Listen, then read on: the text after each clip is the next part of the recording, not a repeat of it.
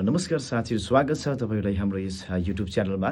आज हामी कुरा गर्दैछौँ भारत र श्रीलङ्कामा जारी आइसिसी टी20 वर्ल्ड कप 2026 अन्तर्गत हुने महत्त्वपूर्ण खेल नेपाल भर्सेस इटलीको बारेमा। यो खेल भोलि भारतको मुम्बई वानखेडे स्टेडियममा चाहिँ हुन गइरहेको छ र नेपाल र इटलीको बीचको खेल दिउँसो 3:15 जाँदाखेरि नेपाली समयअनुसारबाट खेल सुरु हुनेछ र यसअघि नेपालले इङ्ल्यान्डसँग निकै रोमाञ्चक खेल खेलेको थियो।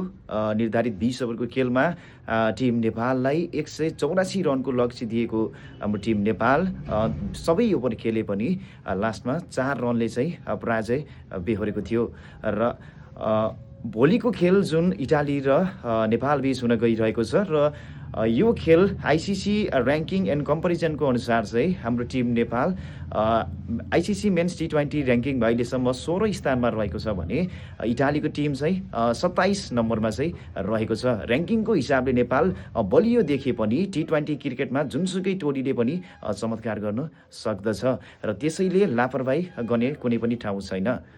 र ब्याटिङको र म्याच प्रिभ्यू हेर्ने हो भने नेपालको ब्याटिङ निकै महत्त्वपूर्ण हुनेछ। पावर प्लेमा राम्रो सुरुवात, मिडल अर्डरबाट बलियो पार्टनरसिप र अन्तिम ओभरमा आक्रामक फिनिस भयो भने नेपालले 170 देखि 180 रन सजिलै सम्भव छ र वानखेडे मैदान ब्याटिङको लागि सहयोगी मानिन्छ र बलिङतर्फ र पावर प्ले र डेथ ओभरमा विकेट लिन सके नेपालको जित पक्षमा जान सक्छ। अब तपाईँको विचारमा के छ? ऱ्याङ्किङ अनुसार नेपाल सहज जित निकाल्ला कि इटालीले उल्टो नतिजा दिन्छ? कमेन्टमा आफ्नो प्रतिक्रिया दिनुहोस् र भिडियो मन परे लाइक र सेयर र च्यानललाई सब्सक्राइब गर्न नबिर्सिनुहोला। जय नेपाल।